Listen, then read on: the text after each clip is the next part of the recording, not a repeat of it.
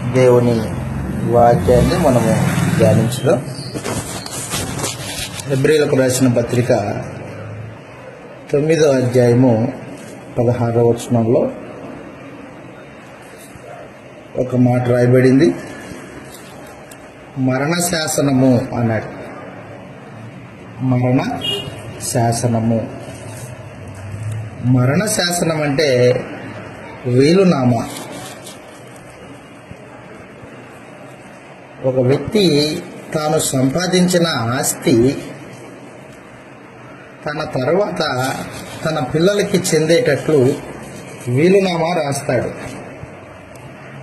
తన ఆస్తిలో భాగము తన పిల్లలకి ఏ వంతున పొందుకోవాలో దాన్ని ముందుగానే లాయర్తో ఒక వీలునామా రాయిస్తాడన్నమాట. తాను బ్రతికున్నంత కాలము ఆ వీలునామాకి విలువ లేదు.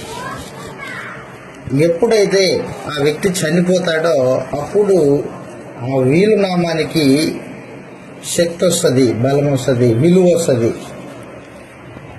చదువుతాం, అక్కడ రాయబడింది, యేసు ప్రభు కూడా మరణ శాసనం రాశాడు. ఆయన సంపాదించిన ఆస్తి ఎవరికి చెందాలి అనేది ఆ మరణ శాసనంలో రాశాడు. ఆయన చనిపోయి ఆ మరణ శాసనానికి విలువ వచ్చింది. అది ఏంటి, ఎవరికి చెందుతుంది, యేసు ప్రభు రాసిన మరణ శాసనం ఏంటి అనేది మనం ఈ రోజున ధ్యానించబోతున్నాం. హెబ్రీయులకు రాసిన పత్రిక 9వ అధ్యాయము 16వ వచనంలో ఈ మాట రాయబడింది. చదువుతాం ఒకసారి. హెబ్రీయులకు రాసిన పత్రిక 9వ అధ్యాయము 16వ వచనంలో, మరణ శాసనము ఎక్కడ ఉండునో అక్కడ మరణ శాసనం రాసిన వాని మరణము ఆవశ్యము. ఆ శాసనము రాసిన వాడు మరణం పొందితేనే అది చెల్లును. అది రాసిన వాడు జీవించుచుండగా అది ఎప్పుడైనను చెల్లునా.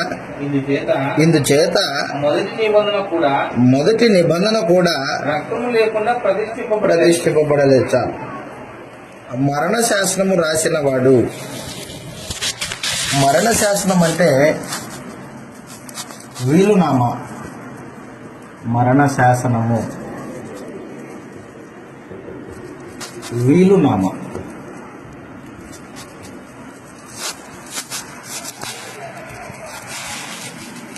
మరణ శాసనము రాసిన వాడు బ్రతికి ఉండగా ఆ మరణ శాసనం అనేది చెల్లదు, దానికి విలువ లేదు. ఎప్పుడైతే మరణ శాసనం రాసిన వ్యక్తి చనిపోతాడో అప్పుడు ఆ వీలునామాకి శక్తి వస్తుంది, బలం వస్తుంది. యేసు ప్రభువు మరణ శాసనాన్ని రాశాడు. తన మరణ శాసనాన్ని రాశాడు. తాను సంపాదించిన ఆస్తి ఎవరికి చెందాలో ఆ మరణ శాసనంలో ముందుగానే లిఖింపజేశాడు అన్నమాట. యేసు ప్రభు రాసిన మరణ శాసనము అది భౌతికమైన ఆస్తికి సంబంధించింది కాదు, కానీ ఆయన సంపాదించిన ఆస్తి ఆయన యొక్క రక్తం. యేసు ప్రభు సంపాదించిన ఆస్తి రక్తం సంపాదించాడు. పాపం లేని తన రక్తము భూమి మీద ఉన్న దినాలలో ఆయన సంపాదించిన ఆస్తి అయ్యింది. ఆ రక్తము ద్వారా మానవ జాతికి విమోచన. ఆ రక్తము ద్వారా మనుషులు దేవుని ఎదుట నిర్దోషులుగా తీర్చబడుట. ఆ రక్తము ద్వారా పరలోకపు ఆస్తికి వారసులగుట. ఆ రక్తము ద్వారా దేవుని ఇంటిలో కుమారుడుగా ఉండే భాగ్యము ఏర్పాటు చేయబడ్డాయి. ఎవరైతే యేసు ప్రభు రక్తం దగ్గరికి వస్తారో, ఎవరైతే ఆయన రక్తాన్ని ఆశ్రయిస్తారో వారికి ఈ వీలునామాలో ప్రభు రాసిన ఈ సంగతులన్నీ వారికి వర్తిస్తాయి అన్నమాట. కాబట్టి పరిశుద్ధాత్మ ఏం తెలియజేస్తున్నాడంటే యేసు ప్రభు మరణ శాసనం రాశాడు. మరణ శాసనము ఆయన బ్రతికి ఉండగా అది చెల్లదు, ఆయన చనిపోతే చెల్లుతుంది. ఉదాహరణకి ఒక వ్యక్తికి 3 కుమార్తెలు 2 కుమారులు ఉన్నారనుకో. అతని ఆస్తి ఆ 3 కుమార్తెలకి ఆ 2 కుమారులకి పంచిచ్చడానికి వీలునామా లాయర్ని పిలిపించుకొచ్చి కూర్చోబెట్టుకొని, లాయర్తో అడ్వకేట్ను కూర్చుండబెట్టుకొని, అయ్యా నేను చనిపోయిన తర్వాత నా ఆస్తిలో భాగము ఇదిగో పెద్ద కుమార్తెకి ఇంత ఇవ్వాలా, చిన్న కుమార్తెకి ఇంత ఇవ్వాలా, ఆ మధ్యలో పుట్టిన కుమార్తెకి ఇంత ఇవ్వాలా, తర్వాత కుమారులకి పెద్దవాడికింత చిన్నవాడికింత అని వీలునామాలో రాయించాడు. అతని రాయించిన తర్వాత ఆయన మంచాన పడ్డాడు. మంచాన పడితే కొడుకులకి ఎక్కువ ఆస్తి ఇచ్చాడు, బిడ్డలకి తక్కువ ఆస్తి ఇచ్చాడు. ప్రత్యేకించి చిన్న కుమార్తెకి చాలా తక్కువ ఆస్తిని ఇచ్చాడంట. ఆయన మంచాన పడితే కొడుకులు ఎవరు చూడలేదు అతన్ని. బిడ్డలు ముందు పుట్టిన 2 బిడ్డలు చూడలేదు, కానీ చిన్న కుమార్తె బాగా చూసిందంట. ఆమె అతన్ని తండ్రిని ఇంట చేర్చుకొని అతనికి సేద తీర్చి అతన్ని బాగా చేసి, ఆరోగ్యం పోయిన వాడు ఇప్పుడు మరలా తిరిగి ఆరోగ్యాన్ని పుంజుకునేటట్లు ఆమె సేవ చేసింది చిన్న కుమార్తె. అప్పుడు తన మనసులో మదన పడుతున్నాడు, అరే కొడుకులకిద్దరికి అంత ఆస్తి ఇచ్చినా వాళ్ళు నన్ను చూడలేదు, కుమార్తెలు 2 పెద్దవాళ్ళు, వాళ్ళకి ఆస్తి ఎక్కువ ఇచ్చాను, నా చిన్న కుమార్తెకి చాలా తక్కువ ఇచ్చాను అనే భావనతో మరలా లాయర్ని పిలిపించి తాను ముందు రాయించిన ఆ వీలునామాని, లాయర్ గారు ఆ వీలునామా కొట్టేయండి, నేను ఇంకా మరలా కొత్తది చెప్తాను, ఇప్పుడు కొత్తది రాయండి అన్నాడు. అంటే మనిషి బ్రతికి ఉండగా మరణ శాసనము మార్చుకోవడానికి అవకాశము ఉంటుంది. ఎన్నిసార్లు అయినా మార్చుకోవచ్చు. అయితే మనిషి చనిపోయిన తర్వాత మరణ శాసనాన్ని మార్చడానికి ఏ కోర్టుకే అవకాశం లేదు, ఏ జడ్జికే అవకాశం లేదు, ఎవరికే అవకాశం లేదు. అందుకని మరలా లాయర్ని పిలిపించి, లాయర్ గారు నా చిన్న కుమార్తెకి అన్యాయం జరిగిందండి, నేను ఆపదలో ఉన్నప్పుడు ఇబ్బందుల్లో ఉన్నప్పుడు ఎవరు చూడలేదు నన్ను, నా చిన్న కుమార్తె చూసింది కాబట్టి ఎక్కువ ఆస్తి ఆమెకి రాసియండి, ఇదిగో వీలునామా రాయండి అని మరలా ఆ పాత వీలునామాని కొట్టేసి కొత్త వీలునామా రాయించాడు. రాయించిన తర్వాత ఆయన చనిపోయాడు. చనిపోయిన తర్వాత 2 కొడుకులు, ఆ 3 కుమార్తెలు ఆస్తిని పంచుకోవడానికి లాయర్ దగ్గరికి వచ్చారు. లాయర్ దగ్గరికి రాగానే లాయరు ఆస్తిలో పంపకాలలో తేడా ఏర్పాటు చేసి పెట్టాడు. చిన్న కుమార్తెకి ఎక్కువ ఏర్పాటు చేయబడింది మరణ శాసనంలో. అంత వాళ్ళంతా ఆశ్చర్యపోతున్నారు, అరే చిన్న కుమార్తెకి తక్కువ ఇచ్చాడు కదా పాత వీలునామా. అవును, అది పాత వీలునామా, అది చల్లదు, కొత్తది రాశాడు మీ తండ్రి చచ్చిపోయే ముందు అన్నాడు. ఆ రీతిగా ప్రభు అయిన యేసు తను సంపాదించిన ఆస్తిలో ఎవరికి ఏమి చెందాలి అనేది ఏర్పాటు చేశాడు. దాన్ని మరణ శాసనం అన్నాడు. ఆత్మ సంబంధంగా ప్రభు అయిన యేసు ఆయన సంపాదించింది ఏదైనా ఉంది భూమి మీద అంటే ఆయన పాపం లేని రక్తాన్ని తన శరీరంలో పిలిచి పోషించాడు. అందరి మనుషుల్లాగా ఆయన భూమి మీద ఇళ్ళు వాకిళ్ళ కోసము, ఆస్తి వెండి బంగారాల కోసము, పేరు ప్రతిష్టల కోసము ఆయన పాటుపడినట్లు మనకు కనిపించదు. ఆయన సంపాదించింది రక్తము, పాపం లేని రక్తం, నిర్దోషమైన నిష్కలంకమైన రక్తం. ఆ రక్తము ఎవరికి వర్తించాలి, ఎవరికి వర్తించకూడదు అని వీలునామాలో ఆయన రాశాడు అన్నమాట. చదువుతాం, ఇలాగ రాయబడింది. యేసు ప్రభు సంపాదించిన ఆస్తి ఏంటంటే, పేతురు గారు రాసిన మొదటి పత్రిక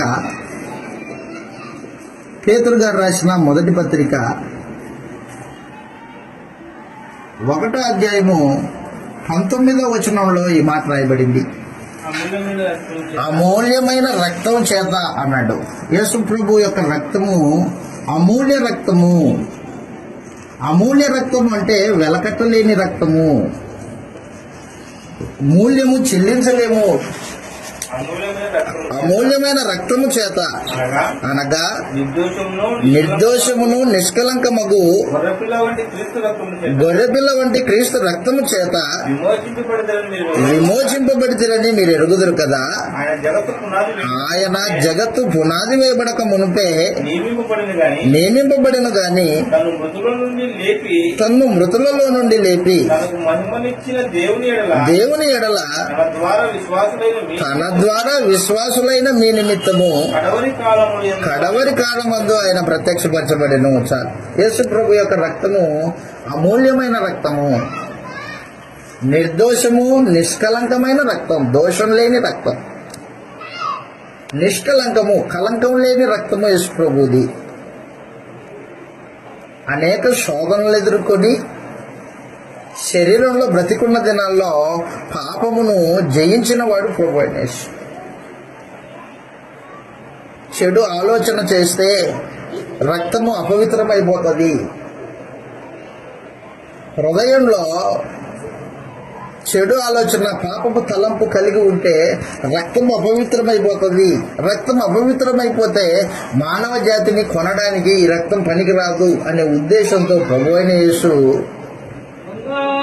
తన రక్తమును అపవిత్రం కాకోకుండా జీవితాన్ని కొనసాగించిన వాడు యేసుక్రీస్తు వారు. ఆయన పాపమేమీ చేయలేదు అని చెప్పేశాడు. పాపం చేస్తే రక్తం అపవిత్రమైపోతుంది. రక్తం అపవిత్రమైపోతే మానవ జాతికి నా రక్తం వలన ఏ ప్రయోజనము చేకూరదు. కాబట్టి ప్రభు తన రక్తమును అపవిత్రపరచుకొనకుండా జీవితాన్ని కొనసాగించాడు. అమూల్యమైన రక్తం, వెలకట్టలేని రక్తం. ఆయన సంపాదించిన ఆస్తి అది. వాస్తవానికి ఆయన సంపాదించిన ఆస్తి ఆయన యొక్క రక్తమై ఉంది. ఆ రక్తము ఎవరికి వర్తిస్తుంది, ఎవరికి వర్తించదు అంటే, మొదటిగా యేసు ప్రభు యొక్క రక్తము పాప విమోచనను కలగజేసే శక్తి కలిగింది. పాపము నుండి విడిపించే శక్తి ఆ రక్తానికి ఉంది. పాపము నుండి విడిపించే శక్తి. ఎఫెసీయులకు రాసిన పత్రిక 1వ అధ్యాయము, ఎఫెసీయులకు రాసిన పత్రిక 1వ అధ్యాయము 7వ వచనంలో ఈ మాట రాయబడింది. ఎఫెసీయులకు రాసిన పత్రిక 1వ అధ్యాయము 7వ వచనంలో దేవుని కృపా మహదేశ్వర్యమును బట్టి ఆ ప్రియుని యందు అదనమాట ఆయన రక్తము వలన విమోచన అనగా మన అపరాధములకు క్షమాపణ కలిగి ఉన్నది అదనమాట. ఎవరైతే యేసు ప్రభు రక్తమును ఆశ్రయిస్తారో వారికి పాప క్షమాపణ కలిగించే ఉన్నతమైన అవకాశము ఆయన రక్తానికి ఉంది. ఆయన రక్తము దయచేసింది. కాబట్టి యేసు ప్రభు రక్తానికి ఉన్న శక్తి ఎలాంటిదంటే మానవుని యొక్క పాపము నుండి విడిపించే శక్తి ఆయన రక్తానికి ఉంది. ఒక వ్యక్తి దేవుని ఎదుట నిర్దోషిగా ఎంచబడాలంటే యేసు ప్రభు యొక్క రక్తం అవసరం. యేసు ప్రభు రక్తం లేకోకుండా నిర్దోషత్వము, దేవుని ఎదుట నిర్దోషిగా ఎంచబడలేడు. చదువుతాం, ఇలాగ రాయబడింది యెషయా గ్రంథము 59వ అధ్యాయము 4వ వచనంలో. యెషయా గ్రంథము 53వ అధ్యాయం, క్షమించండి, యెషయా గ్రంథము 53వ అధ్యాయము 4-5 వచనాలలో ఈ మాటలు రాయబడ్డాయి. నిశ్చయముగా అతడు మన రోగములను భరించెను, మన వ్యసనములను వహించెను. ఆయనను మొత్తబడిన వానిగాను, దేవుని వలన బాధింపబడిన వానిగాను, శ్రమ నొందిన వానిగాను మనం అతనిని ఎంచితిమి. మన అతిక్రమములను బట్టి అతడు గాయపరచబడెను, మన దోషములను బట్టి నలగొట్టబడెను. మన సమానార్థమైన శిక్ష ఆయన మీద పడింది అదన్నమాట. కాబట్టి యేసు ప్రభు రక్తము ద్వారా మానవ జాతి దోషములకు పరిహారం జరిగింది, పాప క్షమాపణ కలిగింది. ఆయన రక్తము ద్వారా మానవ జాతి నిర్దోషులుగా తీర్చబడతారు దేవుని ఎదుట. ఆయన రక్తం లేకోకుండా ఎవరే గాని నీతిమంతులుగా తీర్చబడడానికి అవకాశమే లేదు దేవుని సముఖంలో. కాబట్టి యేసు ప్రభు యొక్క రక్తమును ఆశ్రయించిన వాడు దేవుని సముఖంలో నిర్దోషిగా ఎంచబడతాడు. దేవుడు అతన్ని నీతిమంతునిగా ఎంచుతాడు. ధన్యుడై ఉంటాడు. రోమీయులకు రాసిన పత్రిక 4వ అధ్యాయంలో ఎప్పుడైతే మనుషుడు యేసుప్రభు రక్తాన్ని ఆశ్రయిస్తాడో అప్పుడు దేవుడు ఆ వ్యక్తిని ఉచితముగా నీతిమంతునిగా ఎంచుతాడు. ఏ క్రియ లేకోకుండా క్రీస్తు రక్తమునందు విశ్వాసం ఉంచాడు కాబట్టి ఉచితముగా నీతిమంతుడిగా ఎంచబడే ఏర్పాటు జరిగింది. రోమీయులకు రాసిన పత్రిక 4వ అధ్యాయము ప్రత్యేకించి 5వ వచనంలో ఈ మాట రాయబడింది. పని చేయక భక్తిహీనుని నీతిమంతునిగా తీర్చువాని యందు విశ్వాసముంచు వానికి వాని విశ్వాసము నీతిగా ఎంచబడును. ఆ ప్రకారమే క్రియలు లేకుండా అదనమాట, క్రియలు లేకుండా దేవుడు ఎవరిని నీతిమంతునిగా ఎంచునో ఆ మనుషుడు ధన్యుడని దావీదు కూడా చెబుతూ ఉన్నాడు. ఏలయనగా తన అతిక్రమములకు పరిహారము నొందినవాడు, తన పాపమునకు ప్రాయచిత్తము నొందినవాడు ధన్యుడు. ప్రభు చేత నిర్దోషి అని ఎంచబడిన వాడు ధన్యుడు. చాలు. కాబట్టి యేసు ప్రభు రక్తమునందు విశ్వాసముంచిన వాడికి దేవుని చేత నిర్దోషి అని ఎంచబడే ఒక ఏర్పాటు యేసు ప్రభు తన మరణ శాసనంలో ఏర్పాటు చేసి పెట్టాడు. ఆయన రక్తమును ఆశ్రయించిన వాడు దేవుని చేత ఉచితముగా నీతిమంతునిగా ఎంచబడతాడు, పాపము నుండి విమోచింపబడతాడు. మరణ శాసనం రాసిన వాడు బ్రతికి ఉండగా మరణ శాసనం అనేది చెల్లదన్నమాట. ఆయన చనిపోయాడు కాబట్టి మరణ శాసనానికి జీవం వచ్చేది. ఆ మరణ శాసనంలో వ్రాయబడిన మొట్టమొదటి సందేశం ఏంటంటే ఆ మనుషుడు పాపము నుండి విమోచింపబడే ఏర్పాటు జరిగింది. ఆయన రక్తం వలన. రెండవది, యేసు ప్రభు రక్తమును ఆశ్రయించిన వాడు దేవునితో శత్రుత్వం పోయి సమాధానం ఏర్పాటు చేయబడుతుంది. దేవునితో శత్రుత్వం పోయి సమాధానం వస్తుంది.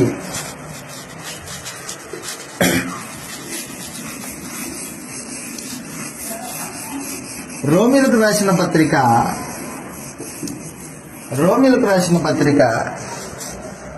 5వ అధ్యాయము, రోమీయులకు రాసిన పత్రిక 5వ అధ్యాయము 9వ వచనం నుండి మనం చదివితే ఈ మాటలు రాయబడ్డాయి.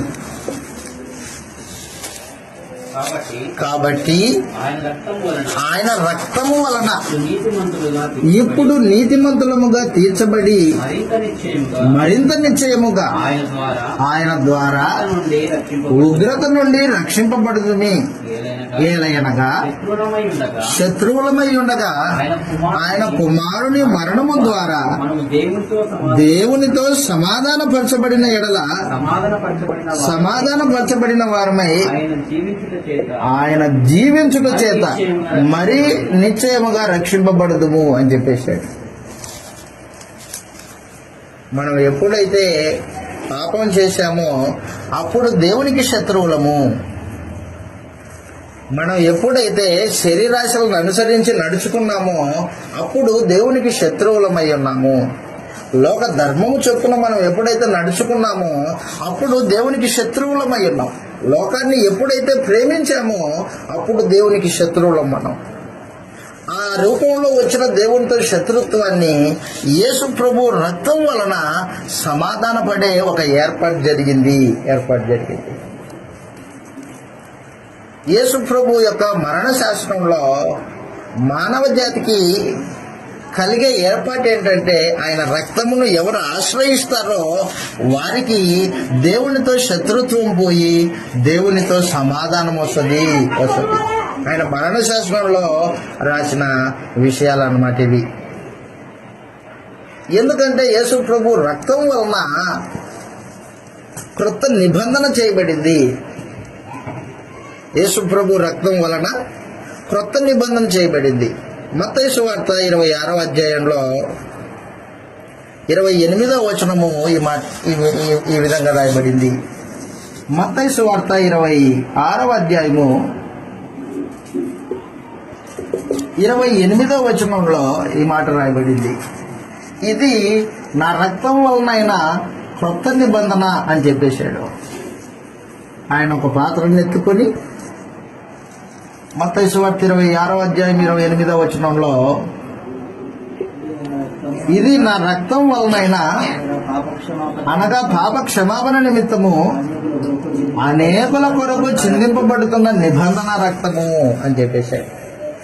కాబట్టి యేసు ప్రభు తన రక్తం చేత దైవ మానవుల మధ్య నిబంధన ఏర్పాటు చేయడానికి ఆయన రక్తము సాధనమైంది. యేసు ప్రభు కొత్త నిబంధన చేయలేదు. కొత్త నిబంధన దేవుడు చేశాడు. నిబంధన చేసింది ఎవరంటే దేవుడు చేశాడు. దేన్ని బట్టి చేశాడు? ఆయన రక్తాన్ని బట్టి చేశాడు. నిర్దోషమైన రక్తమును బట్టి మానవ జాతికి క్రొత్త నిబంధన ఏర్పాటు చేయబడింది. కాబట్టి యేసు ప్రభు రక్తం వలన దేవునితో బాంధవ్యం ఏర్పాటు చేయబడింది. సంబంధాలు ఏర్పాటు చేయబడ్డాయి. ఆయన రక్తం లేకుండా దేవునితో ఎవరికే సంబంధం ఉండదు. ఈ రోజున మనుషులు అనేక మంది ప్రార్థన చేస్తారు దేవుడికి, వారి ఇబ్బందుల్లో మొరపెడతారు. కానీ వారు యేసు ప్రభు రక్తాన్ని ఆశ్రయించిన వారైతేనే దేవుడు వారి ప్రార్థనని ఆలకిస్తాడు. పాపి అయిన మనుషుని యొక్క ప్రార్థన దేవుడు ఆలకించడు. పాపికి దేవునికి తూర్పు పడమర ఎంత దూరమో అంత దూరం. ఎప్పుడు కలవవే తూర్పు పడమరలు. అలాగున పాపి అయిన వాడు నీతిమంతుడైన దేవుడు ఇద్దరు కలవలేరు. సంబంధాలు ఉండవు. కానీ యేసు ప్రభు తన రక్తం చేత కొత్త నిబంధన చేయబడింది. ఎప్పుడైతే ఒక వ్యక్తి యేసు ప్రభు రక్తాన్ని ఆశ్రయించాడో అప్పుడు దేవునితో బాంధవ్యం ఏర్పాటు చేయబడుతుంది. దేవుడితో బాంధవ్యం. దేవుడు అతనికి తండ్రి అయి ఉంటాడు. యేసు ప్రభు రక్తాన్ని ఆశ్రయించిన వాడు దేవునికి కుమారుడై ఉంటాడు. తండ్రి కుమారుల బాంధవ్యాన్ని యేసు ప్రభు కొత్త నిబంధన చేత ఏర్పాటు చేయబడింది. హెబ్రీయులకు రాసిన పత్రిక 8వ అధ్యాయము 8వ అధ్యాయంలో మనం ఈ విషయాన్ని చదువుతాం. 10వ వచనంలో హెబ్రీయులకు రాసిన పత్రిక 8వ అధ్యాయము 10వ వచనంలో, ఆ దినములైన తర్వాత ఇశ్రాయేలు ఇంటి వారితో నేను చేయబోవు నిబంధన ఏదనగా, వారి మనస్సులో నా ధర్మ విధులను ఉంచెదను, వారి హృదయముల మీద వాటిని వ్రాయుదును, నేను వారికి దేవుడనై ఉందును, వారు నాకు ప్రజలై ఉందురు. వారిలో ఎవడును ప్రభువును తెలుసుకొనుడని సహోదరునికైనను ఉపదేశం చేయుడు. వారిలో పెద్దల వరకు నన్ను తెలుసుకుందురు. నేను వారి దోషముల విషయమై భయం కలిగి దయ కలిగి వారి పాపములను ఎన్నడూ జ్ఞాపకం చేసుకోనని చెప్పేశాడు.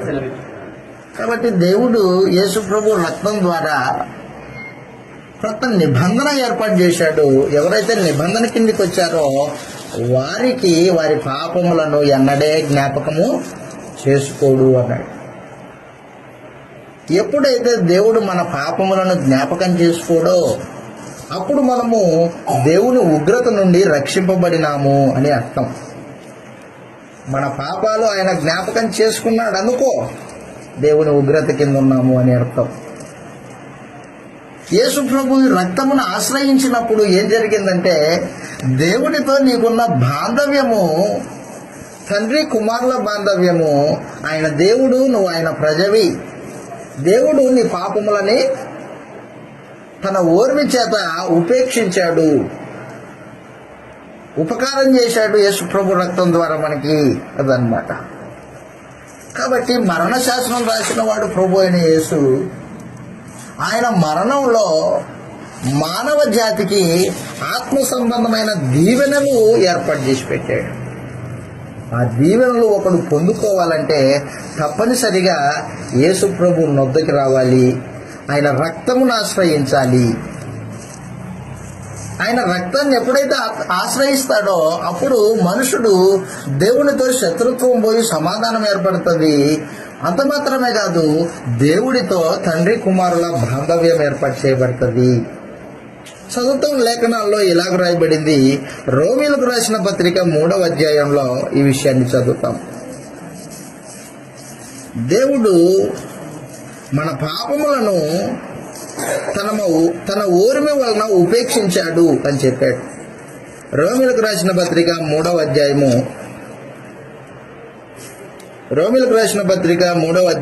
22వ వచనంలో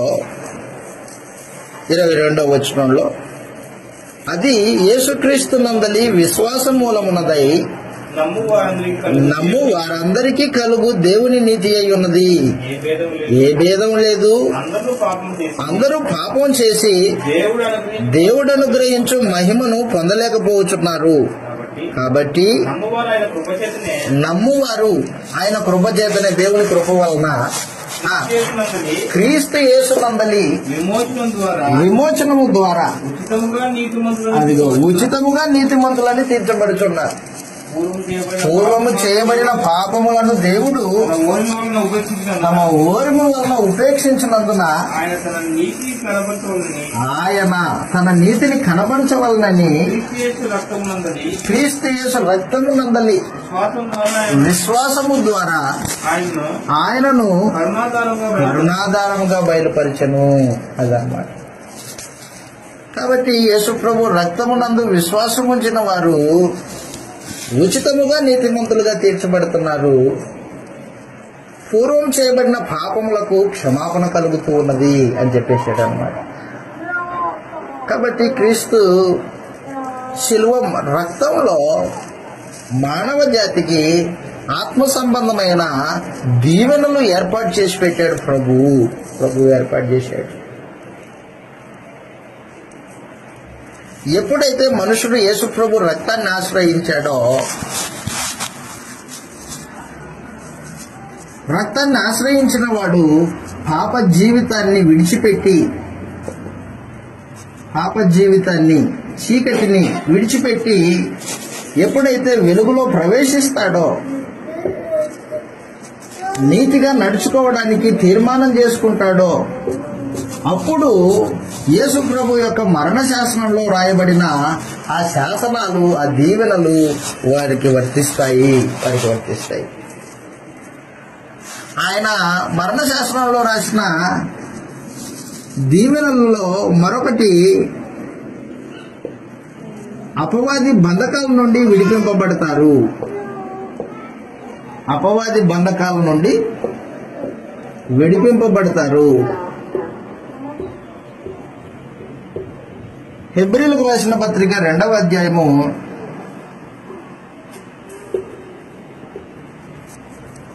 14వ వచనంలో ఈ మాట రాయబడింది.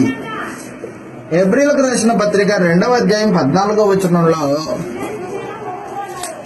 యేసు ప్రభు రక్తమునందు విశ్వాసం ఉంచేవారు, ఆయన మరణమునందు విశ్వాసం ఉంచేవారు అపవాది బంధకాల నుండి విమోచింపబడతారు అని చెప్పేశాడు. హెబ్రీలకు రాసిన పత్రిక 2వ అధ్యాయము 14వ వచనంలో, కాబట్టి ఆ పిల్లలు రక్త మాంసములు గలవారై ఉన్నందున ఆ ప్రకారమే మరణం యొక్క బలము గలవానిని అనగా అపవాదిని తన మరణం ద్వారా నశింప చేయుటకును. జీవిత కాలమంతయు ఆ మాట గుర్తుపెట్టుకోండి, జీవిత కాలమంతయు, మరణ భయం చేత దాస్యమునకు లోబడిన వారిని జీవిత కాలమంతా మరణ భయము చేత దాస్యమునకు లోబడిన వారిని విడిపించుటకును ఆయన కూడా రక్త మాంసంలో పాలిభాగస్తుడాయను అన్నాడు. ఎవరైతే యేసుప్రభు రక్తాన్ని ఆశ్రయిస్తారో వారు మరణ భయము నుండి విడిపింపబడతారు. మరణ భయం కలిగిన వాడు అపవాది సంబంధి అయి ఉంటాడు. శరీరంలో భౌతికమైన మరణము అది మానవ దేహానికి దేవుడు ఏర్పాటు చేసింది. అది కానీ మనుషుడు ఆ మరణ భయానికి ఏం చేస్తాడంటే పాపం చేస్తూ బతుకుతాడు. అయ్యో నేను చచ్చిపోతానే, వాళ్ళేమవుతారు వీళ్ళేమవుతారు అనుకుంటూ బతుకుతూ ఉంటాడు. పాపం వలన కలుగు మరణ భయం ఉంటుంది. రెండవది, ఒకటి భౌతికమైన మరణ భయము, రెండవది పాపం వలన కలుగు మరణ భయం. పాపం చేసిన వాని అంతరంగంలో భయం ఉంటుందన్నమాట. భయము చచ్చిపోతే నేను నరకానికి పోతానే అనే భయం ఉంటుంది మానవునికి. ఎందుకంటే పాపం చేసిన వాడు మరణించిన వాడి కింద లెక్క, రేపొద్దున నరకానికి వెళ్ళిపోతాడు. యేసు ప్రభు రక్తమును ఆశ్రయించిన వాడు మరణ దాసత్వం నుండి, మరణ భయము నుండి విడిపింపబడతాడు అన్నమాట. అదే చెప్పాడు, జీవిత కాలమంతయు మరణ భయము చేత దాస్యమునకు లోబడిన వారిని విడిపింపబడుటకు ఆయన రక్త మాంసంలో పాలిభాగస్తుడాయను అన్నాడు. కాబట్టి మనుషుడు పాపం చేసిన వాడు, అపవాది సంబంధి అయిన వాడు మరణానికి భయపడుతూ ఉంటాడు. ఏ రోగం వచ్చి నన్ను కబలించుకొని తీసుకెళ్తుందో అని భయపడుతూ ఉంటాడు. ఒంటరిగా నడుచుకుంటూ పోయినప్పుడు ఏదన్నా పాము వచ్చి తనని కరుస్తుందేమో, లేకపోతే ఏదో అతని ఆలోచన భౌతికంగా మరణానికి భయపడుతూ ఉంటాడు అనమాట. ఆ మరణ భయం చేత పాపానికి దాసుడవుతాడు మనిషి. ఆ మరణ భయం చేతనే మనుషుడు పాపం చేయడానికి ఒడిగడతాడు. అది దేవుడి ఉగ్రతకు పాత్ర అయింది, అపవాది సంబంధమైంది అది. అయితే యేసు ప్రభు అపవాది బంధకాల నుండి మనల్ని విడిపించి మరణ దాసత్వం నుండి, మరణ భయము నుండి మనల్ని ఆయన విడిపించాడు. ఎవరికి మరణ భయం ఉండదు అంటే యేసు ప్రభు రక్తమునందు విశ్వాసం ఉంచిన వాడికి మరణ భయం ఉండదు. అందుకే ఏమంటాడంటే అపోస్తలుడైన పౌలు, బ్రతుకుట క్రీస్తే చావైతే లాభము అంటాడు. ఫిలిప్పీయులకు రాసిన పత్రిక 1వ అధ్యాయంలో ఈ విషయాన్ని మనం చదువుతాం. ఫిలిప్పీయులకు రాసిన పత్రిక 1వ అధ్యాయము 24, 25 వచనాల్లో, 21వ వచనంలో ఈ మాట రాయబడింది, నా మట్టుకైతే బ్రతుకుట క్రీస్తే చావు లాభమా నీకు? అవును, చావు లాభము. చావు లాభముగా ఎంచబడే స్థితి యేసు రక్తాన్ని ఆశ్రయించిన వానికి ఉండే స్థితి అనమాట. అది చావుకు భయపడేవాడి స్థితి ఎవరిదంటే అపవాది బంధకాల్లో, పాపం అనే సరసాల్లో ఉండేవాడి పరిస్థితి అది. కాబట్టి క్రీస్తు మరణ శాసనంలో ఏం రాయబడిందంటే, ఎవరైతే ఆయన రక్తమును ఆశ్రయిస్తారో, రక్తం చేత పాపాలు కడిగి వేసుకుంటారో వారు మరణ భయము నుండి విడిపింపబడతారు. మరణ భయం ఉండదు. ఎప్పుడు చనిపోయినా ఇబ్బంది లేదు. ఎందుకంటే నేను పాపం నుండి విమోచింపబడ్డాను, దేవునికి కుమారుణ్ణి అయ్యాను, అపవాది బంధకాల నుంచి విమోచింపబడ్డాను, దేవునితో శత్రుత్వం పోయింది, నాకు ఇబ్బంది ఏం లేదు. చనిపోతే ఆయనతో పాటు ఉంటా. నిరీక్షణ మనుషుని అంతరంగంలో ఏర్పాటు చేయబడుతుంటుంది. మరణ భయం ఉండదు. క్రైస్తవుడు ఒక ఆయన ఇలా రాశాడు, మరణాన్ని కళ్ళల్లో కళ్ళు పెట్టి చూసేవాడు ఎవరైనా ఉన్నారంటే వాడు క్రైస్తవుడు అని చెప్పాడు ఒక ఆయన. కళ్ళల్లో కళ్ళు పెట్టి, మరణం యొక్క కళ్ళల్లో కళ్ళు పెట్టి చూసే ధైర్యం ఒక క్రైస్తవుడికే ఉంటుంది. కళ్ళెదుట మరణం ఉన్నా భయపడకోకుండా దేవుని కొరకు నీతిగా బ్రతికే జీవిత విధానం కలిగిన వ్యక్తికి, అలాంటి జీవిత విధానం కలిగిన వాడు క్రైస్తవుడై ఉంటాడు అంటాడు. అందుకే ప్రభు అయిన యేసు కళ్ళెదుట శిలువ మరణం ఉంది, భయపడిన వాడు కాదు, హత్తుకున్నవాడు. ఆ మాటకు వస్తే శిలువను హత్తుకొని శ్రమపడడానికి ఇష్టపూర్వకంగా వెళ్ళినవాడు. అలాగనే పౌలు ఇష్టపూర్వకంగా శ్రమపడినవాడు సువార్త పక్షాన.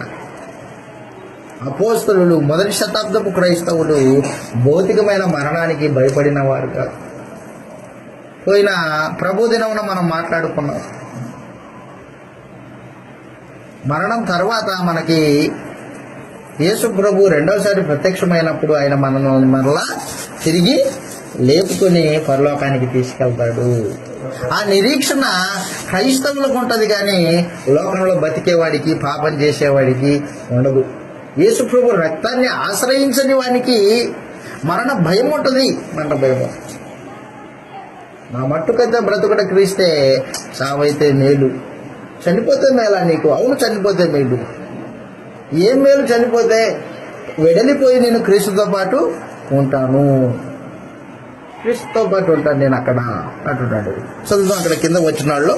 ఫిలిప్పీలకు రాసిన పత్రిక 1వ అధ్యాయము 22వ వచనంలో, బ్రతుకుట క్రీస్తే చావైతే లాభము, అయినను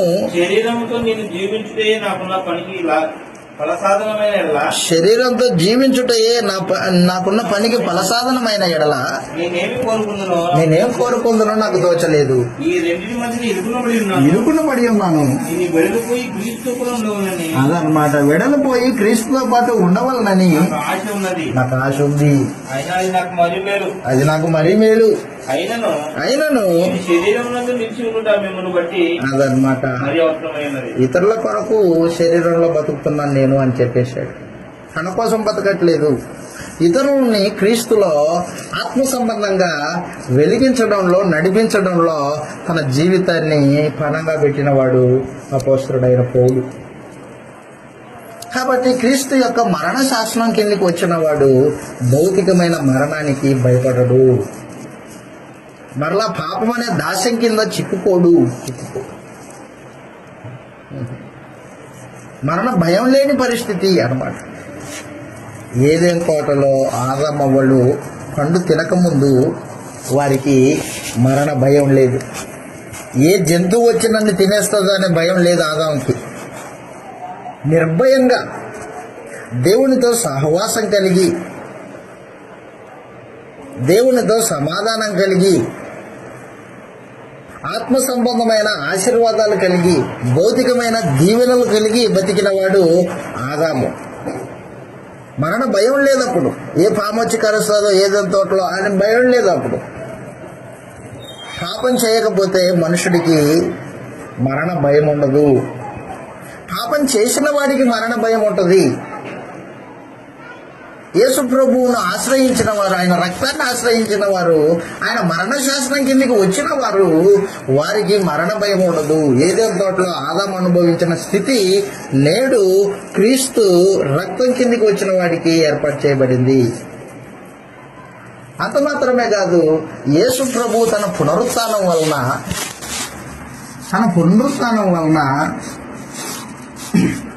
మరణాన్ని గెలిచాడు. మరణాన్ని నిరర్థకం చేశాడు. మరణాన్ని నిరర్థకం అంటే అర్థం లేని దానిగా చేసేసాడు అన్నమాట. తిమోతికి రాసిన 2వ పత్రిక 1వ అధ్యాయము 10వ వచనంలో ఈ మాట రాయబడింది. తిమోతికి రాసిన 2వ పత్రిక 1వ అధ్యాయము 9-10 వచనాలలో, మన క్రియలను బట్టి కాక, తిమోతికి రాసిన 2వ పత్రిక 1వ అధ్యాయము 9-10 వచనాలలో ఈ మాటలు రాయబడ్డాయి.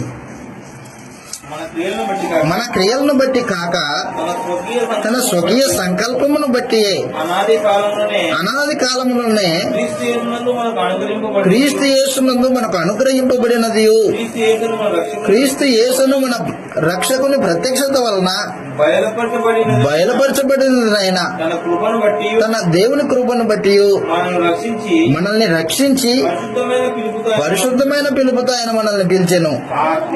ఆ క్రీస్తు యేసు అదనమాట మరణాన్ని నిరర్ధకం చేశాడు, జీవమును అక్షయతను సువార్త వలన వెలుగులోనికి తెచ్చాడు. కాబట్టి ఎప్పుడైతే యేసు ప్రభు రక్తాన్ని ఆశ్రయించావో అప్పుడు నీవు జీవం కలిగిన వాడివి, అక్షయుడివి. నాశనం లేని స్థితి నీకుంది. మరణాన్ని నిరర్ధకం చేసేసాడు అన్నమాట. మరణానికి భయపడే స్థితి లేదు.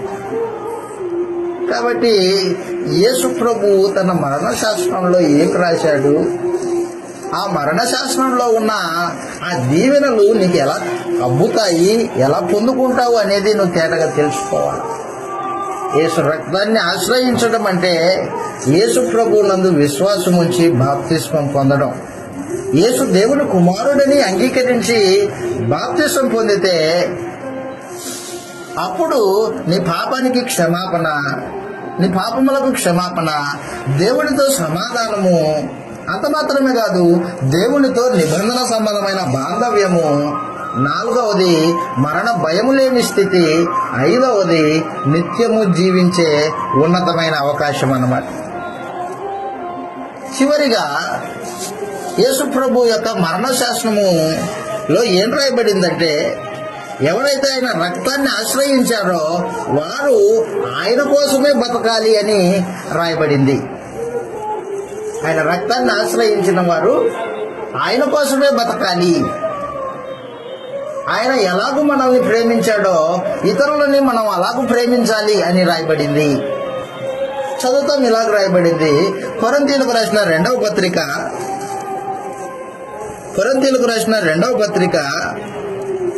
5వ అధ్యాయం 14వ వచనంలో ఆయన మరణ శాసనంలో ఏం రాయబడింది అంటే 6వ విషయం, జీవించువారు ఇక మీదట ఆయన రక్తాన్ని ఆశ్రయించిన వారు జీవించేది తమ కోసం కాకోకుండా యేసు ప్రభు కోసమే జీవించాలి అని వ్రాయబడింది.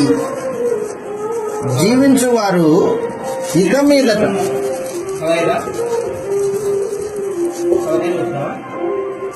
కొరింథీయులకు రాసిన 2వ పత్రిక 5వ అధ్యాయము 14వ వచనంలో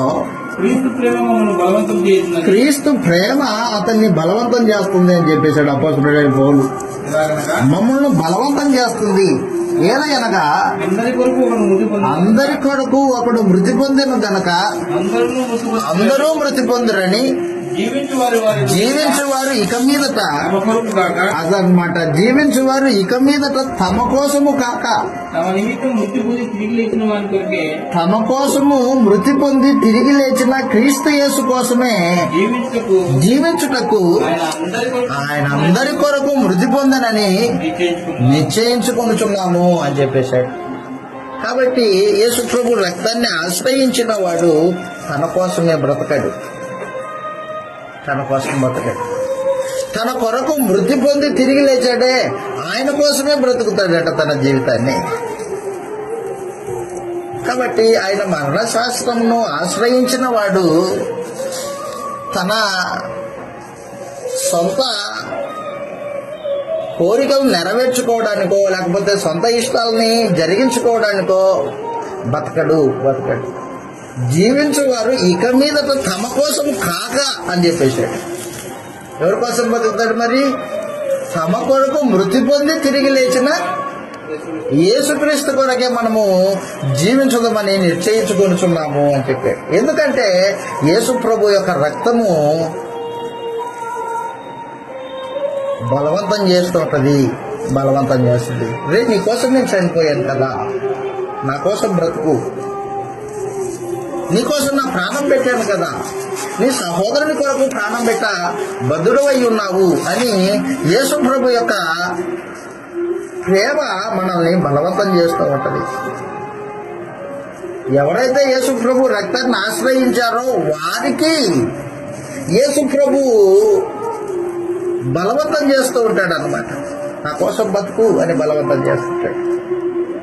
యేసు ప్రభు రక్తాన్ని అర్థం చేసుకోలేనివాడు, ఆయన మరణాన్ని గుర్తించలేనివాడు, ఆయన ప్రేమ అంటే ఏంటో, ఆయన ఎందుకోసం బతకమని తనని పిలిచాడో ఇవేవి అతనికి పట్టింపు ఉండదు. లోకం బతుకుతున్నట్టు బతుకుతాడు అంతేని. ఎందుకంటే వాడికి తెలియదు, రక్తం యొక్క విలువ తెలియదు. రక్తం యొక్క విలువ తెలిసిన వాడు ఆయన మరణ శాసనంలో రాసినట్టుగా జీవించువారు ఇక మీదట తమ కోసం కాక అని చెప్పేశాడు.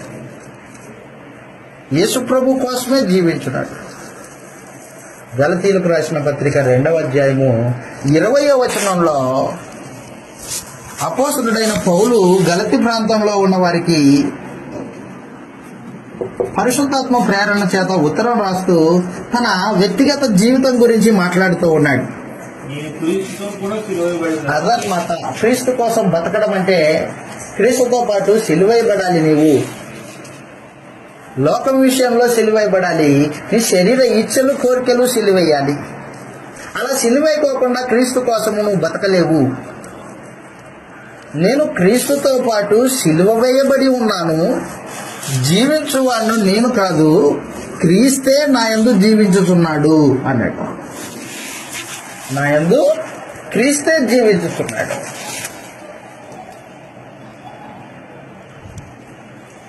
కాబట్టి క్రీస్తు మరణ శాసనం కిందికి వచ్చిన వారు తమ కోసము, తమ భౌతికమైన బంధువుల కోసము, ఇంటి వారి కోసము బతికే బతుకు కాదది. నన్ను రక్తం ఇచ్చి కొనుక్కున్నాడు ప్రభు, ఆయన కొరకే బ్రతుకుతాను అనే ఒక జీవిత విధానం కలిగి బతుకుతూ ఉంటాడు. నేను సిలువేయబడ్డాను అనే ఒక ఆత్మ సంబంధమైన భావన అతని అంతరంగంలో నిలిచి తాను పాపం చేయకుండా బతుకుతాడు. అందుకే అంటున్నాడు, చదువుదాం గలతీ పత్రిక 2వ అధ్యాయం 20వ వచనంలో మరొకసారి, క్రీస్తుతో కూడా సిలువవేయబడిన నేను క్రీస్తుతో కూడా సిలువైబడ్డాను, ఇక జీవించువాడు నేను కాను, ఇక జీవించువాడును నేను కాదు, క్రీస్తే నా యందు జీవించుచున్నాడు. క్రీస్తే నా యందు జీవించుతున్నాడు. నేనే నాలాగా జీవించాలనుకో ఎలా బతుకుతాను నేను? సంఘాన్ని హింసించుతూ, సంఘాన్ని చెరసాల్లో వేసి కొట్టి అలా బతికేవాడిని నేను బతికితే. కానీ ఇప్పుడు నాలో నేను బతకట్లేదు, నాలో క్రీస్తు బతుకుతున్నాడు అని చెప్పేశాడు. నాలో క్రీస్తు బతుకుతున్నాడు. ఇప్పుడు బతుకువాడును నేను కాదు, నా యందు క్రీస్తే జీవించుతున్నాడు. కాబట్టి ఆత్మ సంబంధంగా నీలో నువ్వు బతికేది అది యేసు శిలువ మరణాన్ని ఎరుగని స్థితి. నీలో క్రీస్తు ప్రభు బ్రతికేటట్టు బ్రతకడం అనేది అది ఆత్మ సంబంధమైన స్థితి అన్నమాట. చదువుతాం గ్రంథంలో ఇలాగ రాయబడింది. తిమోతికి రాసిన 2వ పత్రికలో అపోస్తలుడైన పౌలు ఏం చెబుతున్నాడంటే,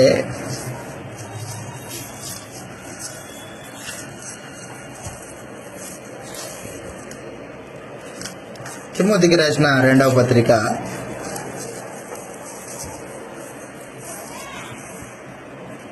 క్షమించండి, నా కొరకు జీవ కిరీటం ఉంది అని చెప్పినప్పుడు ఆయన ఫిలిప్పీలకు రాసిన పత్రిక క్రీస్తు నాలో జీవించుచున్నాడు అని చెప్పినప్పుడు ఆయన జీవిత విధానము ఇలాగ రాయబడింది. ఫిలిప్పీలకు రాసిన పత్రిక 3వ అధ్యాయము 9వ వచనం నుండి చదువుతాం. క్షమించండి, 6వ వచనం నుండి మనం చదివినప్పుడు 3వ అధ్యాయం 6వ వచనం నుండి చదివితే అతని గత జీవితం మాట్లాడుతూ ఉన్నాడు. ఫిలిప్పీలకు రాసిన పత్రిక 3వ అధ్యాయము 6వ వచనం నుండి మనం చదివితే ఇలాగంటున్నాడు, ఆసక్తి విషయంలో సంఘమును హింసించువాడనై ధర్మశాస్త్రం వలన నీతి విజయము ధర్మశాస్త్ర సంబంధమైన నీతి విషయమై అనిందుడై ఉంటుంది. అనింద్యుడనై ఉంటిని. అయినను ఏవేవి నాకు లాభకరం అదనమాట, ఏవేవి లాభకరముగా ఉన్నవో వారిని క్రీస్తు నిమిత్తం నష్టంగా ఎంచుకుంటాను. అదనమాట. క్రీస్తు కొరకు బ్రతకడం అంటే నీకు భౌతికంగా ఏవేవి లాభమని నువ్వు ఆలోచన చేస్తున్నావో అవన్నీ నష్టముగా ఎంచుకోవాలి. నీవు క్రీస్తు మీద ఆధారపడాలి. అది క్రీస్తుతో పాటు జీవించడం అంటే. చదువుతాం కిందికి అంటున్నాడు, ఏవేవి లాభకరములై ఉన్నవో వాటిని క్రీస్తు నిమిత్తము నష్టముగా ఎంచుకొంటిని. నిశ్చయముగా నా ప్రభువైన యేసుక్రీస్తును గురించిన అతి శ్రేష్టమైన జ్ఞానము నిమిత్తమై సమస్తమును నష్టముగా ఎంచుకొనుచున్నాను. క్రీస్తును సంపాదించుకొని ధర్మశాస్త్రం మూలమైన నా నీతిని గాక ఏం సంపాదించుకున్నాడంట అతని? క్రీస్తును సంపాదించుకున్నాడట. ఆయన సంపాదన. ఈ రోజున క్రైస్తవులం అని చెప్పుకుంటూ, క్రీస్తుని నమ్మామని చెప్పుకుంటూ ఏం సంపాదించుకుంటున్నావు? నువ్వు ఏం సంపాదించుకుంటున్నావు? లోకం సంపాదించుకున్నట్లు భౌతికమైన పేరు ప్రతిష్టల కోసం సంపాదన అది కాదు. చెప్తున్నాడు ఆయన. అంటున్నాడు, నేను క్రీస్తును సంపాదించుకుని ధర్మశాస్త్రం మూలమైన నా నీతిని కాక క్రీస్తు నందలి విశ్వాసం వలన నీతి అనగా నీతి గలవాడనై యేసు ప్రభువు నందు అగుపడు నిమిత్తము ఏ విధము చేతనైనను ఏ విధం చేతనైనా మృతులలో నుండి నాకు పునరుత్థానం కలగవలనని ఆయన మరణ విషయంలో సమాన అనుభవం గలవాడనై అన్నమాట. ఆయనను యేసుక్రీస్తు వారిని ఆయన పునరుత్థాన బలమును ఎరగవలనని శ్రమలలో పాలివాడినొకట ఎట్టిదో ఎరుగు నిమిత్తమును సమస్తము నష్టంగా ఎంచుకుంటున్నాను. కాబట్టి జీవించువారు ఇక మీదట తమ కోసం కాకోకుండా క్రీస్తు కొరకే జీవించేవాళ్ళు ఎలా జీవిస్తారంటే భౌతికమైనవి ప్రాముఖ్యంగా ఎంచుకోకుండా ఆత్మ సంబంధమైనవే ప్రాముఖ్యతనిచ్చి బతుకుతారు. నేను క్రీస్తు పాటు సిలువేయబడి ఉన్నాను. సిలువేయబడ్డాను కాబట్టి ఆయన యొక్క పునరుత్థానాన్ని, ఆ బలాన్ని నేను మరలా పొందాలంటే నేను శ్రమలు అనుభవించాలి. క్రీస్తు కొరకు శ్రమలు అనుభవించాలంటే సువార్త ప్రకటించాలి. సువార్త ప్రకటించేటప్పుడు జరిగే హింస, హేళన, అపనిందలు ఇవన్నీ ఓర్చుకోవాలి. కాబట్టి అపోస్తలుడైన పౌలు ఏం చేశాడంటే క్రీస్తు ప్రేమ అతనిలో బలవంతం చేస్తుంది. ఆ బలవంతానికి ఆయన ఏం చేశాడంటే లోబడిపోయాడు. ప్రభువా నువ్వే గెలిచావు నన్ను అన్నట్టు. కానీ ఈ రోజున మనల్ని ఎవరు గెలిచారు? క్రీస్తు గెలిచాడా? లేకపోతే లోక సంబంధమైన శరీర సంబంధమైన ఆశలు గెలిచాయా? మనలో ఎవరు గెలిచారు? నీలో ఎవరు గెలిచారు? వ్యక్తిగతంగా క్రీస్తు గెలిచాడా? క్రీస్తు గెలిస్తే క్రీస్తు కోసం బతుకుతావు. ఆయన ప్రేమ నిన్ను బలవంతం చేస్తూ ఉంటుంది. లేదు నీ శరీర కోరికలు, లోకము నిన్ను ఆకర్షించి గెలిచింది, అప్పుడు నువ్వేం చేస్తావంటే క్రీస్తుకు విరోధంగా, వాక్యానికి విరుద్ధంగా, దేవునికి దూరంగా, పాపానికి దగ్గరగా బతుకుతూ ఉంటాడు మనిషి. కాబట్టి మరణ శాసనం రాసిన వాడు ప్రభువైన యేసు. ఆ మరణ శాసనంలో ఏం రాయబడింది నీకు తేటగా అర్థం చేసుకోకపోతే నీ జీవితము ఎలాగో అనేది నీకు అర్థం కాదు. కాబట్టి మరణ శాసనం రాసిన వాడు ఏం రాశాడు మళ్ళా ముందుకెళ్ళి చూసుకుంటే ఆయన రక్తము ఆయన యొక్క సంపాదన అయ్యింది. ఆ సంపాదన ఎవరికి వర్తించడానికి ఏర్పాటు చేశాడంటే ఆ రక్తం వలన వచ్చే దీవెనలు ఎవరికంటే ఎవరైతే యేసు రక్తం నందు విశ్వాసం ఉంచారో వారికి. ఆయన రక్తం నందు విశ్వాసం ఉంచిన వారికి జరిగే మేలులు ఏంటి, దీవెనలు ఏంటంటే ఒకటి పాపక్షమాపణ, 2 దేవునితో శత్రుత్వం పోయి సమాధానము,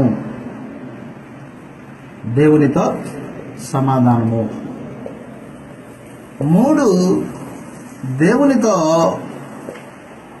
నిబంధన బాంధవ్యము, దేవునితో నిబంధన బాంధవ్యము. 4 అపవాది బంధకాల నుండి విడిపింపబడము, మరణ భయము నుండి విడిపింపబడము. అపవాది బంధకాల నుండి విడుదల, 5 మనం చెప్పినట్టు యేసు ప్రభు యొక్క పునరుత్థానం వలన కలిగిన జీవము అక్షయత కలిగి జీవించడం. జీవము అక్షయత. 6 జీవించువారు ఇక మీదట తమ కోసం కాక తమ నిమిత్తము మృతి పొంది తిరిగి లేచిన ఆయన కోసమే జీవించాలి అని చెప్పబడి. కాబట్టి యేసు ప్రభు యొక్క మరణ శాస్త్రము ఆయన యొక్క వీలునామా ఉంది. ఆ వీలునామాలో ఏం రాయబడ్డాయి, ఏ దీవెనలు ఉన్నాయి. అంత మాత్రమే కాదు, యేసు ప్రభు రక్తమునందు విశ్వాసం ఉంచిన వారు దేవుని పిల్లలై పరలోకంలో ఆస్తికి కర్తలై ఉన్నారు. ఆస్తి కర్తలు. పరలోకంలో నీ కొరకు ఆస్తి ఉంది. దేవుడు నిన్ను కుమారుడిగా స్వీకరించాడు క్రీస్తు ద్వారా. కాబట్టి నీకున్న ఆస్తి అది మహిమైశ్వర్యం అని చెప్పేశాడు అనమాట. మహిమైశ్వర్యం. క్రీస్తు మరణ శాసనం కిందకి వచ్చిన వాడు దేవుని యొక్క భద్రతలో ఉంటాడు. దేవుని యొక్క భద్రతలో ఉంటాడు. దేవుడు అతన్ని కాపాడుతూ ఉంటాడు. పాపం నుండి కాపాడుతూ ఉంటాడు. శోధనలో సహాయం చేస్తూ ఉంటాడు ప్రభు అయిన యేసు. పరిశుద్ధాత్మ అతన్ని నడిపిస్తూ ఉంటది. కాబట్టి మరణశాస్త్రంలో ఉన్న ఆత్మ సంబంధమైన దీవెనలన్నీ పొందుకోవాలంటే మనుషుడు మొదటిగా యేసు ప్రభు రక్తాన్ని ఆశ్రయించాలి. ఆయన ఆ రక్తాన్ని ఆశ్రయించినప్పుడు ఈ దీవెనలన్నీ పొందుకుంటాము. కొత్త నిబంధన కిందకి వస్తావు. కాబట్టి మనము ఆ దీవెనను పొందుకొని నడుస్తున్నామా, లేకపోతే ఏదో భౌతికంగా క్రీస్తుని నమ్ముకున్నాం, ఆచార సంబంధంగా అందరూ చేస్తున్నట్టు ఆదివారం ఒక కూడిక, శుక్రవారం ఒక కూడిక, ఇలాగ భౌతికంగా ఆలోచన చేసుకుంటూ బతుకుతున్నామా అనేది ఆలోచన చేయవాలని ప్రేమతో మనం చేస్తూ ఉన్నాం. మరణ శాసనం కిందకి వచ్చిన వారమై, ఆ మరణ శాసనంలో రాయబడిన దీవెనలన్నీ పొందిన వారమై నీతికి దాసులముగా బ్రతకవలనని ప్రేమతో ఈ మాటలు మీకు చెప్పి ఇంతటితో నేను ముగించేస్తూ ఉన్నా. మీ అందరికీ వందనాలు.